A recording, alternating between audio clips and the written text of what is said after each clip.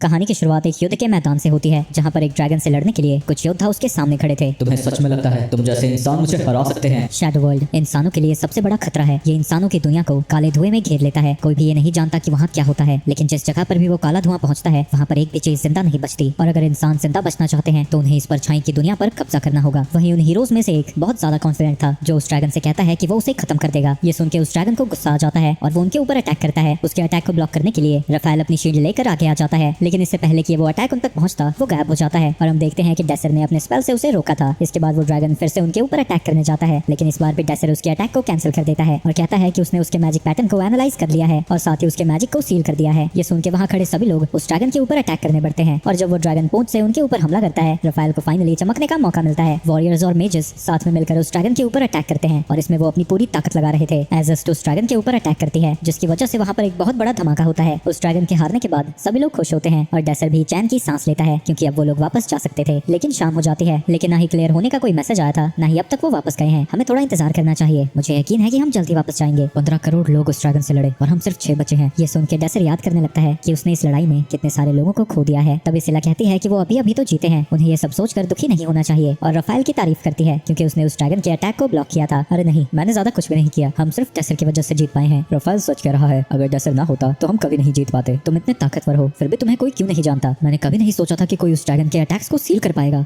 ऐसा इसलिए है क्योंकि मैं एक काम इंसान हूँ। इसके बाद रफाएल सबसे पूछने लगता है कि यहाँ से वापस जाने के बाद वो क्या क्या करेंगे। ज़ोर्ड कहता है कि उन्हें सबसे पहले शैडो वर्ल्ड को दोबारा बनने से रोकना होगा। इसके बाद वो इज्जत से भी पूछता है, लेकिन जवाब देने की जगह वो उसे ऐसे घूरने लगती है जैसे वो उसके समोसे चुरा कर भाग गया हो। वहीं डेसर एक लड़की को याद कर रहा था जो इस लड़ाई में मारी गई। वो लोग ये सब सोच ही रहे थे, तभी उस ड्रैगन के अंदर से मैजिकल एनर्जी बाहर आने लगती है। ज़ोर्ड कहता है कि ये सब कुछ शायद उसके ड्रैगन हार्ट की वजह से हो रहा है, जो कि ब्लड सर्कुलेट तो करता ही है, साथ ही ड्रैगन के माना को भी स्टोर करता है। और ब्लड सर्कुलेशन रुकने की वजह से माना कहीं भी नहीं जा पाता, यानी वहाँ पर एक धमाका होने वाला है। वो लोग खुद को बचाने के लिए एक शील्ड बनाते हैं, लेकिन वो धमाका इतना ज्यादा ताकतवर था कि वो शील्ड भी उसे नहीं रोक पाती और डेसर भी अपनी पावर से उसे रोक नहीं पा रहा था। क्या इतना सब कुछ करने के बाद हम यही मरने वाले हैं? लेकिन जब डेसर की आंखें खुलती हैं, वो अलग ही जगह पर था और एक लड़की स्टेज पर चढ़कर उन सभी का हेब्रियन एकेडमी में स्वागत करती है। ये वही एकेडमी है जिससे वो ग्रेजुएट हुआ था। ब्रिजेट बताती है कि सभी स्टूडेंट्स के टेस्ट होंगे और सिर्फ 600 स्टूडेंट्स ही इस एकेडमी को अटेंड कर पाएंगे और इस टेस्ट में उन्हें एक शैडो वर्ल्ड को पार करना होगा, जिन्हें कि उन लोगों ने सिर्फ टेस्ट के लिए ही बनाया है। और वो साल 3613 का एंट्रेंस एग्जाम शुरू करती है। साल सुनते ही डेसर समझ जाता है कि वो समय में पीछे आ चुका है। उस ड्रैगन से हम 3616 में लड़ने लगे थे, जिसके साथ हमारी लड़ाई 10 सालों तक चली, जिसमें हमने सब कुछ खो दिया था। अब डेसर को यकीन हो चुका है कि वो सच में पास्ट में आया है। तभी एक सेकंड ईयर की स्टूडेंट लेडोरिया उसके सामने आती है, जो कि उसकी मेंटोर है। मुझे याद है कि लेडोरिया एक जीनियस फायर मेज थी और उसे अपनी एकेडमी रैंकिंग में भी फर्स्ट पोजीशन मिली थी। उसकी प्रोफाइल चेक करते वक्त लेडोरिया को पता लगता है कि वो एक आम इंसान है, यानी अगर वो टेस्ट को कंप्लीट भी कर लेता है तब भी उसे बेटा क्लास में ही भेज दिया जाएगा। मुझे पता है स्कूल में नोबल्स के बच्चों को अल्फा क्लास में रखा जाता है और कॉमनर्स के बच्चों को बीटा क्लास में, इसलिए अगर कॉमनर के पास टैलेंट भी होता है तब भी वो कुछ भी नहीं कर सकता। इसके बाद लेडोरिया उसे हॉल में लेकर जाती है, जहाँ सभी स्टूडेंट्स फैसिलिटीज को देखकर हैरान थे। सारे स्टूडेंट्स हैरान हैं, पर तुम जरा भी हैरान नहीं दिख रहे। अरे ऐसी बात नहीं है, मैं हैरान हूँ, बस मेरा चेहरा ही वैसा है। इसके बाद लेडोरिया उसे टेस्ट के लिए लेके जाने लगती है। तभी एक स्टूडेंट पीछे से लेडोरिया को नाम लेकर बुलाता है। क्या तुम इस लड़के को जानती हो? लेडोरिया उसे बताती है कि ये घटिया इंसान एक नोबल है और इसका नाम एल्हाइम है। उसका नाम सुन के डेसर को याद आ जाता है कि एल्हाइम एक वाटर मेज है। बटली तो यहाँ पर क्या कर रही है? रास्ता भूल गई है क्या? चिमकांडी से भूल मत, इसी बटली ने तुझे हराया था। ये सुन के वो चुप हो जाता है, लेकिन जब उसे पता लगता है कि डेसर एक कॉमनर है, वो उसका मजाक उड़ाने लगता है और जाते जाते कहता है कि उस जैसे कॉमनर को एग्जाम भी नहीं देना चाहिए, क्योंकि वो अपनी जिंदगी में कुछ भी नहीं कर सकते। तभी सभी स्टूडेंट्स को टेस्ट के लिए बुलाया जाता है। वहीं लेडोरिया अब गुस्से में आ चुकी है और डेसर से कहती है कि अगर वो एग्जाम में पास नहीं होता है तो वो उसे चप्पल से दौड़ा दौड़ा कर मारेगी। हॉल में पहुंचने पर डेसर इधर उधर एक लड़की को ढूंढने लगता है। तभी उसे कोई पीछे से आवाज लगाती है और कहती है कि इधर उधर मुंडी घुमाता हुआ वो बेवकूफ लग रहा है। वहीं वो उसे देखकर हैरान हो जाता है, क्योंकि वो रोमांटिका थी और डेसर कसम खाता है कि वो उस हादसे को होने नहीं देगा। इसके बाद वो रोमांटिका को बुलाने लगता है, लेकिन अभी वो दोनों एक दूसरे को नहीं जानते थे, तो वो उससे पूछने लगती है कि वो उसके नाम को कैसे जानता है। डेसर कहता है कि उसने उसके नाम को स्क्रीन पर देखा था और वो दोनों एक ही टेस्टिंग ग्रुप में हैं। रोमांटिका उसे गुड लक बोलकर वहां से चली जाती है। तुम नहीं जानती तुम्हें खोने के बाद मेरा क्या हाल हो गया था, लेकिन इस बार मैं दोबारा ऐसा नहीं होने दूंगा। इसके बाद लेडोरिया उसके पास आकर बताती है कि वो डी ग्रुप में है और टेस्ट में उन्हें शैडो वर्ल्ड में रेस करनी होगी, लेकिन ये बिल्कुल भी खतरनाक नहीं है। अगर कोई ज्यादा घायल होता है तो वो आसानी से बाहर आ सकता है। घायल पर रेस में घायल कैसे होंगे? तभी वहाँ पर एल्हाइम आता है और बताता है कि इस रेस में मैजिक और अटैक का यूज करना अलाउड है, तो लोग घायल तो होंगे ही। इसके बाद वो उन्हें उससे मिलाता है जिसका वो मेंटोर है। इस लड़की का नाम एसेस्ट है और ये एक मैजिक नाइट है। डेसर उसे अच्छे से जानता था। वो एक आइस मैजिक नाइट है, साथ ही वो विजन मैजिक यूज करती है जिससे इन्वर्स करना नामुमकिन है और वो उसकी सबसे पावरफुल और भरोसेमंद साथी बनी थी। क्या हुआ, इसे देखकर तुमने पहले ही हार मान ली क्या? जिसके बाद वो हंसता हुआ वहाँ से चला जाता है और गुस्से में लेडोरिया डेसर से कहती है कि चाहे उसके हाथ पैर टूट जाएं, उसे इस टेस्ट को पास करना ही होगा। इसके बाद उन सबके सामने एक पोर्टल खुलता है, जिसके अंदर जाते ही वो शैडो वर्ल्ड में पहुंच जाते हैं। जिसके बाद अनाउंसर उन्हें बताता है कि वो मैजिक और किसी भी अटैक का यूज कर सकते हैं और जो भी 3 लोग सबसे पहले गोल तक पहुंचेंगे वही पास होंगे और अगर कोई ज्यादा डैमेज होता है तो वो डिस्क्वालीफाई हो जाएगा। जब दुनिया खत्म हुई थी एसेस्ट भी मेरे मेरे साथ थी, क्या इसे भी सब कुछ याद है? तभी वो ये जानकर हैरान हो जाता है कि एजेस्ट उसका नाम जानती थी, लेकिन वो कहती है कि उसने बस स्क्रीन पर देखा था। तुम्हारा सर्कल सबसे लो है और तुम्हारी फिजिकल एबिलिटीज एवरेज से भी कम है। तुम जैसे लोग यहाँ पर आते ही क्यों हैं? और शायद तुम्हारी आंखों में भी कोई प्रॉब्लम है। तुम कब से मुझे घूरे जा रहे हो, पर फिक्र मत करो, मैं कमजोरों पर अटैक नहीं करती।